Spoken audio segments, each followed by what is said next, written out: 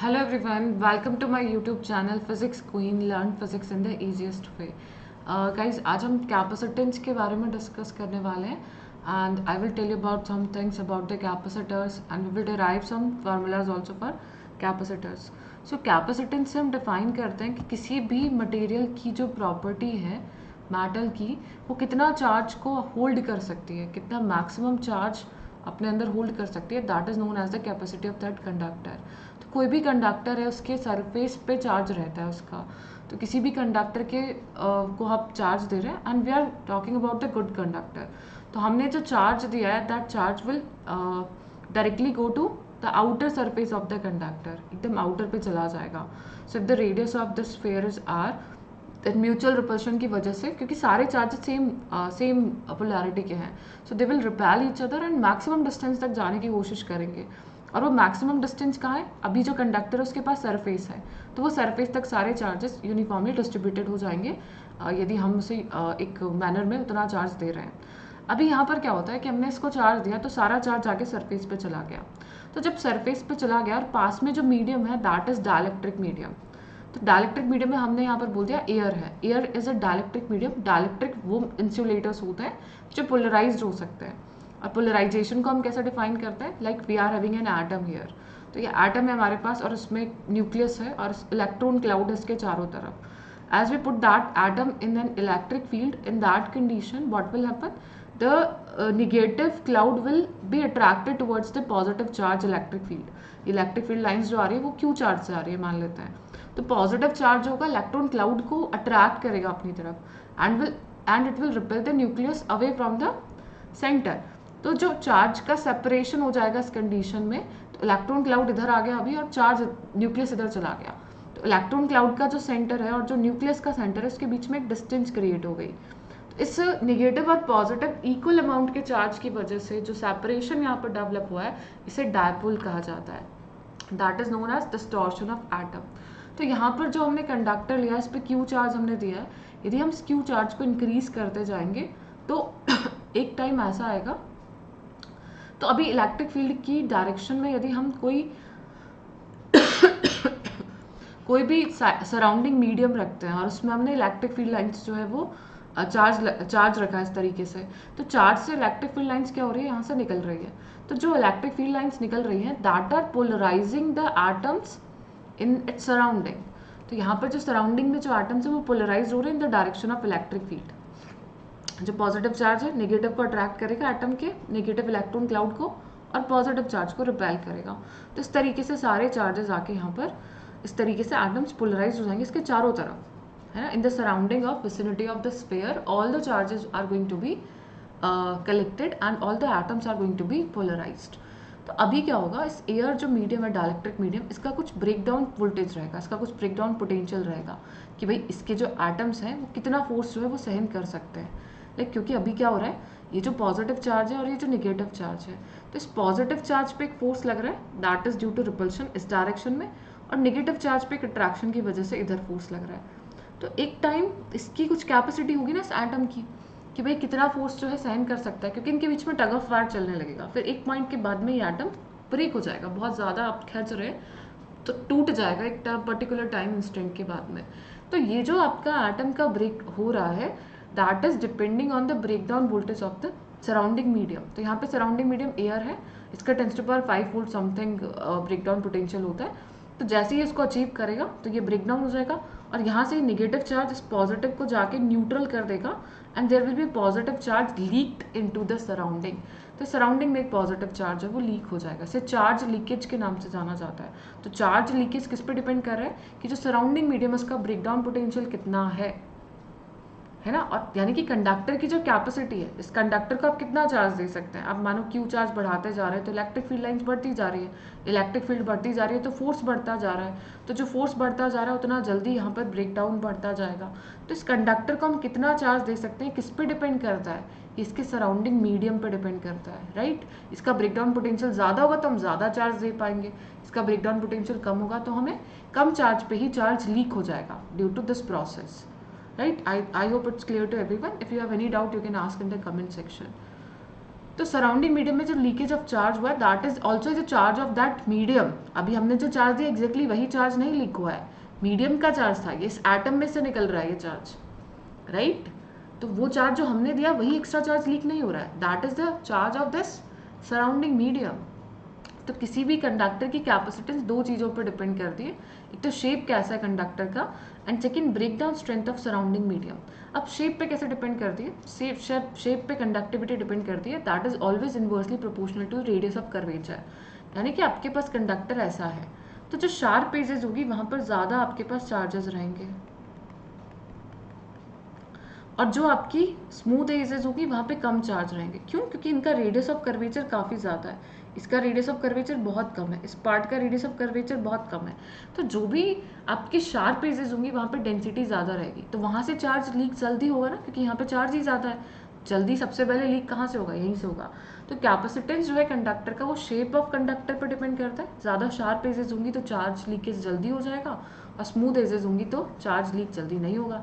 And second the break down strength of the surrounding medium, मैं explain कर ही चुकी हूँ कि कैसे सराउंडिंग मीडियम की ब्रेक डाउन स्ट्रेंथ ज़्यादा होने पर कंडक्टर की कैपेसिटी की को इंक्रीज किया जाता है। इसीलिए कैपेसिटर की प्लेट्स के बीच में डाइलेक्ट्रिक इंसर्ट किया जाता है। डाइलेक्ट्रिक इंसर्ट करने पर उसकी जो कैपेसिटी वो बढ़ जाती है के टाइम्स। क्यों बढ़ती है? क्योंकि जो ब्रेक डाउन स्ट्रेंथ है मीडियम की, वैक्यूम के कंपैरेटिवली या फ्री स्पेस के कंपैरेटिवली डाइलेक्ट्रिक मीडियम की स्ट्रेंथ ज़्यादा रहेगी, क्योंकि वहाँ पे तो आयंस आपके पास है नहीं, एटम्स है नहीं, यहाँ पे एटम्स हैं, तो वो क्या करेंगे, उसकी ब्रेक डाउन स्ट्रेंथ ज़्यादा होगी, यदि होगी तो हम उसकी कैपेसिटी को इंक्रीज कर सकते हैं। अब जो चार्ज हम कैपेसिटर पे या कंडक्टर पे डाल रहे हैं that is always proportional to the potential difference, हमेशा पोटेंशियल के इक्वल होगा जो उसको प्रोवाइड किया गया है। तो यहाँ से हमें कांस्टेंट मिलता है C and C is written as Q by V। तो यहाँ पर यदि हम बात करें आइसोलेटेड कंडक्टिंग स्फीयर की, कि हमारे पास एक स्फीयर है, उस पर हमने Q चार्ज दे दिया जिसकी रेडियस R है, और सराउंडिंग मीडियम की जो कैपेसिटी है दैट इज एप्सिलॉन R। तो V को हम लिखते हैं यहाँ पे KQ/R, और C हमेशा कितना हो जाएगा? Q by V। तो Q by V कितना हो गया? Q/4πε0R। तो C आपको मिल गया 4πε0R। यदि मीडियम इसमें फिल कर दिया जाता है in that condition 4πε0 into R। Next we are having a question here that sharing of charge between two isolated conductors। दो आइसोलेटेड कंडक्टर्स के बीच में हम चार्जेस की शेयरिंग कर रहे हैं। लाइक हमने यहाँ पे कंडक्टर 1 लिया C1, इसकी कैपेसिटी है, और कंडक्टर C2 लिया, इसकी कैपेसिटी C2 है। हमने Q1 चार्ज दे रखा था पहले से कंडक्टर 1 को, और Q2 चार्ज इस कंडक्टर को पहले से दे रखा था। अभी हम एक वायर के थ्रू इन दोनों को कनेक्ट कर देते हैं। So if we are connecting any of the charge material to any other material, in that condition the potential is going to be same। जैसे हमने किसी वायर से दो बॉडीज को कनेक्ट किया, उन दोनों का पोटेंशियल सेम हो जाएगा। So charge will flow from the higher charges to the lower charges, higher potential से लोअर पोटेंशियल पे फ्लो कर जाएगा, जिससे कि पोटेंशियल जो है वो इक्वल हो जाए। तो अभी हमने फार्मूला पढ़ा V can be given as Q by C because Q is equal to CV। तो V1 कितना हो गया? Q1 by C1, और V2 हो गया Q2 by C2। अभी जब फाइनल पोटेंशियल होगा दोनों का वो इक्वल हो जाएगा, राइट। हमने कंसीडर किया after connection the final charge on first conductor is Q1F and the final charge on the second conductor is Q2F। So we can directly write from here that Q1F upon C1 is equals to Q2F upon C2। तो यहाँ से हमें एक relation मिल गया, दोनों charges के final ratios जो होंगे वो उनकी कैपेसिटीज़ के रेशियो में यहाँ पर जो है उनके बीच में डिस्ट्रीब्यूट होने वाला है। अब टोटल चार्ज कंजर्व्ड है, तो Q1 फाइनल और Q2 फाइनल अभी जितना है, अब Q1 प्लस Q2 भी उतना ही होगा, टोटल समेशन तो सेम रहेगा ना। तो यहाँ से हम वैल्यूज पुट कर देते हैं इनकी, और Q1 फाइनल हमें मिल जाता है C1 upon C1 plus C2 into Q1 plus Q2 and Q2 final is C2 upon C1 plus C2 into Q1 plus Q2, यानी टोटल चार्ज का C2 divided by C1 plus C2, और यहाँ पर total charge C1 divided by C1 plus C2, right. Next we are having capacitance of spherical capacitor.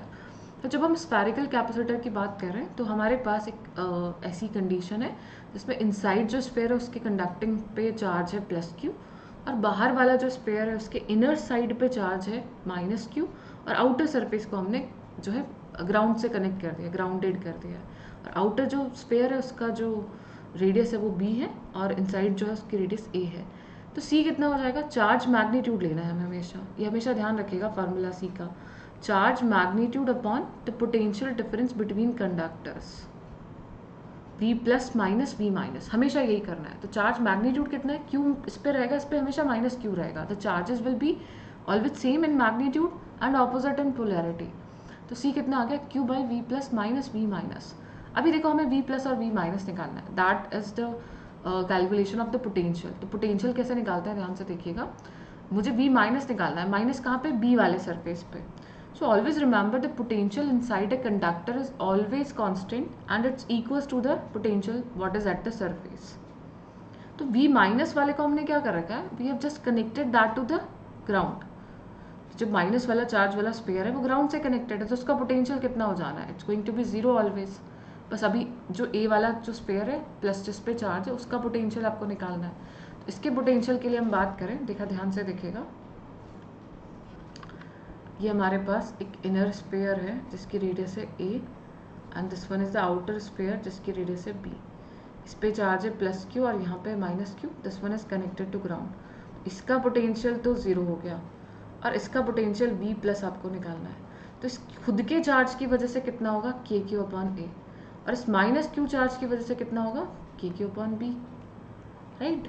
क्यों, क्योंकि ये इसका inner point है और यहाँ जितना इस सरफेस के लिए जितना पोटेंशियल है इस चार्ज की वजह से, इसके लिए भी उतना ही होगा। सो v प्लस वाले के लिए कितना हो गया, के q by a minus k q by B.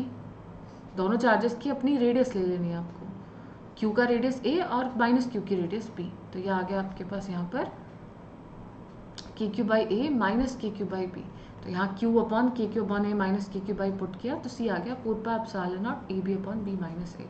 अब यहाँ पे क्वेश्चन जो है मैंने सॉल्व कर रखा है कि if we are having 3 concentric spherical shells of different radii, ये है ए रेडियस का, ये बी रेडियस का और ये सी रेडियस का, और इसको हमने क्यू चार्ज दे दिया है और हमने तीनों पे क्यू चार्जेस दे दिए हैं, है ना, क्यू चार्ज इस पे, क्यू इस पे और क्यू इस पे। तो सी के लिए जब हम पोटेंशियल लिख रहे हैं, ध्यान से देखिएगा, बहुत इंपॉर्टेंट कंसेप्ट है, when we are writing the potential for C.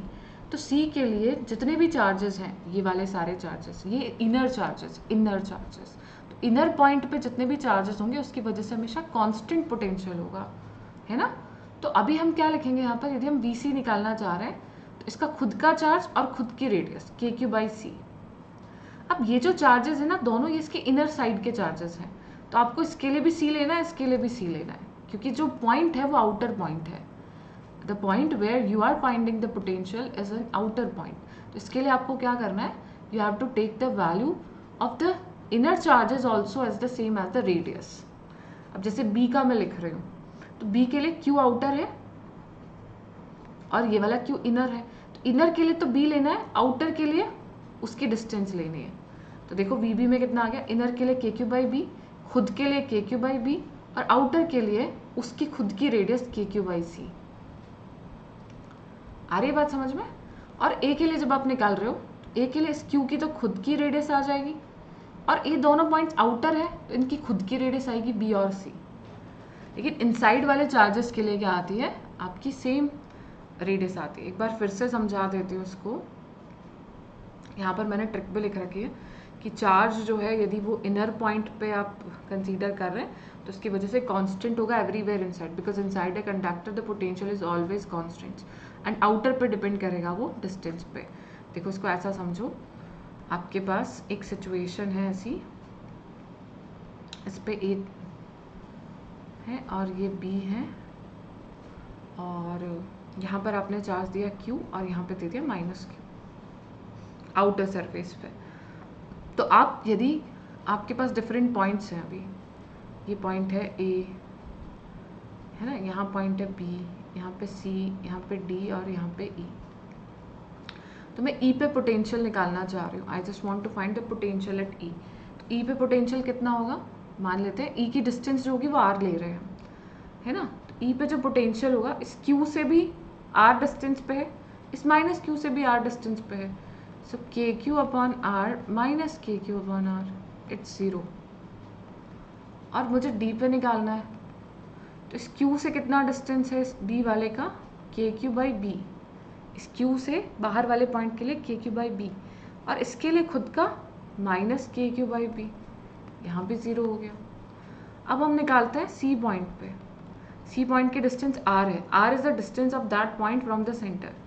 Q के लिए अभी भी आउटर है तो के क्यू बाई आर, लेकिन बी के लिए इनर है तो minus k q by b, V C will not be zero, है ना। जिसके लिए इनर है उसके लिए रेडियस लेनी है, जिसके लिए आउटर है उसकी डिस्टेंस लेनी है। अब बी बी निकालूंगी तो कितना लिखूंगी, के क्यू खुद का है ए, और इसके लिए भी इनसाइड के क्यू अपॉन बी। अब बी पे जो पोटेंशियल है वही ए पे होना चाहिए, तो ए के लिए कितना हो जाएगा, के क्यू बाई ए, इसका खुद का रेडियस और इसकी खुद की रेडियस कांस्टेंट। ऐसे हम पोटेंशियल निकालते हैं बिटवीन डिफरेंट कॉन्सेंट्रिक शेल्स। ठीक है, एक बार फिर से देखेगा, समझने की कोशिश करेगा और खुद से ट्राई करेगा डिफरेंट रेडियस स्ट्रक्चर्स के लिए। तो ये यहाँ पर आपके पास कैपेसिटेंस आ गई इसकी। ठीक है, अब यदि आपको ऐसा सिलेंड्रिकल कैपेसिटर दे दिया जाए तो यहाँ पर जो इनर रेडियस ए वाले सिलेंडर पे चार्ज है वो प्लस है, बाहर वाले पे माइनस है, लैम्डा चार्ज डेंसिटी हम कंसीडर कर रहे हैं, तो इलेक्ट्रिक फील्ड कितना होता है 2k lambda upon r due to a linear wire, एक लाइन वायर की वजह से, इनफाइनाइटली लॉन्ग वायर की वजह से इलेक्ट्रिक फील्ड होता है 2k लैम्डा अपॉन आर। तो V A minus we B हम निकाल सकते हैं यहाँ से, ए से बी पर हम जा रहे हैं, and e dot d r, e कितना है 2k lambda upon r d r, तो यहाँ से आप इसको करेंगे ए से बी में तो 2k lambda l n b upon a देगा। तो c is q upon b a minus we b, q हो गया लैम्डा एल के equal and it is 2k lambda l n b by a. So the final answer will be 2 pi epsilon naught l upon l n b by a. तो capacitance आपको ध्यान रखनी है, spherical के लिए था 4 pi epsilon naught a b upon b minus a, देखो ठीक है, स्फेरिकल के लिए। और सिलेंड्रिकल के लिए कितना है 2 pi epsilon naught l upon l n b by a. Same ऐसे आप वायर कैपेसिटर के लिए निकाल सकते हैं, and it is pi epsilon naught l upon l n d by r. So you can find out the capacitance for wire capacitor in the similar way. क्या करना है, potential difference between the plus q and minus q charge, and c को लिख देंगे आप q upon va minus vb. So you are going to solve that for the wire capacitor और comment करके बताइएगा, नहीं तो सुरभि लाइव टेलीग्राम चैनल में आप अपना असाइनमेंट भी भेज सकते हैं। So you can join, you can use my code Surbhi Live for discount on Unacademy Plus and Iconic subscriptions. तो आप मेरा कोड यहाँ पे सुरभि लाइव यूज़ कर सकते हैं, SURBHILIV, राइट। तो गाइज अनअकैडमी पे सब्सक्राइब करेगा, we are having live sessions there and new courses start होने वाले हैं। जो EMT मैथमेटिकल फिजिक्स रनिंग है, क्लासिकल न्यूटोनियन कंप्लीट हो चुका है, और आने वाले टाइम पे क्वांटम, न्यूक्लियर, कंडेंस्ड और रिमेनिंग टॉपिक्स हम कंप्लीट करेंगे। यूट्यूब पे एटॉमिक एंड मॉलिक्यूलर फिजिक्स का डिटेल कोर्स चल रहा है जिसमें हम लेज़र भी डिस्कस करेंगे, तो वो क्लासेस भी आप प्लेलिस्ट में जाके देख सकते हैं, रीसेंट लाइव क्लासेस में आपको मिल जाएगी। Thank you everyone.